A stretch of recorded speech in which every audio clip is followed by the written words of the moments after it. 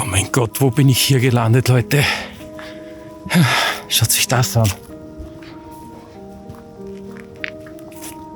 Das sieht doch aus wie irgendeine Vogelscheuche oder irgend sowas. Okay, ist es nicht. Oh mein Gott. Oh mein Gott, das ist nur ein Baumstumpf mit Efeu drauf. Ich glaube, man wird verrückt, wenn man solche Dinge erlebt mit der Zeit. Ich habe wirklich jetzt geglaubt, da steht irgendeine Vogelscheuche mitten im Wald. Spooky.